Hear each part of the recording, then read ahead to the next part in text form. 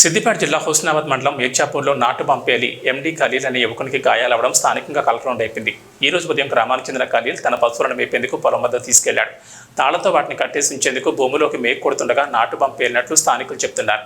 ఈ ఘటనలో ఖలీల్ చేతితో పాటు కాలుకు గాయాలయ్యాయి. గాయపడిన యువకుని 108 అంబులెన్స్లో వరంగల్ ఎంజీ ఆసుపత్రికి తరలించారు.